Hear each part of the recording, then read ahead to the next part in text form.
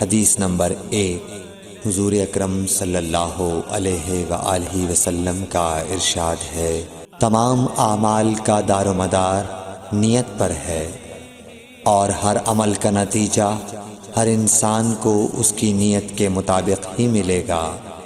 پس جس کی ہجرت دولت دنیا حاصل کرنے کے لیے ہو یا کسی عورت سے شادی کی غرض سے ہو، پس اس کی ہجرت انہی چیزوں کے لیے ہوگی جن کے حاصل کرنے کی نیت سے اس نے ہجرت کی۔ صحیح بخاری حدیث نمبر 2۔ حضور اکرم صلی اللہ علیہ وآلہ وسلم نے فرمایا کہ وحی نازل ہوتے وقت کبھی مجھ کو گھنٹی کی سی آواز محسوس ہوتی ہے، اور وحی کی یہ کیفیت مجھ پر بہت شاخ گزرتی ہے۔ جب یہ کیفیت ختم ہوتی ہے تو میرے دل و دماغ پر اس فرشتے کے ذریعے نازل شدہ وحی محفوظ ہو جاتی ہے، اور کسی وقت ایسا ہوتا ہے کہ فرشتہ بشکل انسان میرے پاس آتا ہے اور مجھ سے کلام کرتا ہے، پس میں اس کا کہا ہوا یاد رکھ لیتا ہوں۔ صحیح بخاری حدیث نمبر 3۔ حضرت صلی اللہ علیہ وآلہ وسلم پر وحی کا ابتدائی دور اچھے سچے پاکیزہ خوابوں سے شروع ہوا۔ آپ خواب میں جو کچھ دیکھتے وہ صبح کی روشنی کی طرح صحیح اور سچا ثابت ہوتا۔ پھر من جانب قدرت آپ تنہائی پسند ہو گئے، اور آپ نے غار حرا میں خلوت نشینی اختیار فرمائی، اور کئی دن اور رات وہاں مسلسل عبادت اور یاد الہی و ذکر میں مشغول رہنے لگے۔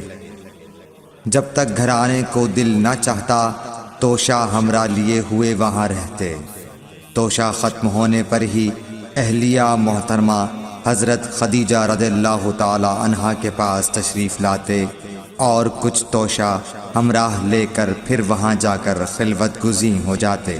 یہی طریقہ جاری رہا یہاں تک کہ آپ پر حق منکشف ہو گیا، اور آپ غار حرا ہی میں قیام پذیر تھے کہ اچانک حضرت جبرائیل علیہ السلام آپ کے پاس حاضر ہوئے اور کہنے لگے کہ اے محمد پڑھو۔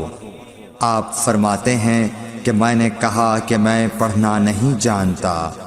آپ صلی اللہ علیہ وسلم فرماتے ہیں کہ فرشتے نے مجھے پکڑ کر اتنے زور سے بھینچا کہ میری طاقت جواب دے گئی، پھر مجھے چھوڑ کر کہا پڑھو۔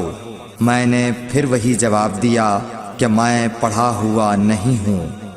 اس فرشتے نے مجھ کو نہایت ہی زور سے بھینچا کہ مجھ کو سخت تکلیف محسوس ہوئی، پھر اس نے کہا کہ پڑھ۔ میں نے کہا میں پڑھا ہوا نہیں ہوں۔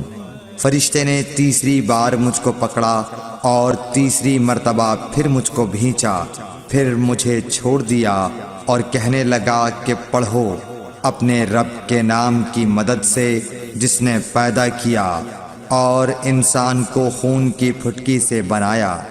پڑھو اور آپ کا رب بہت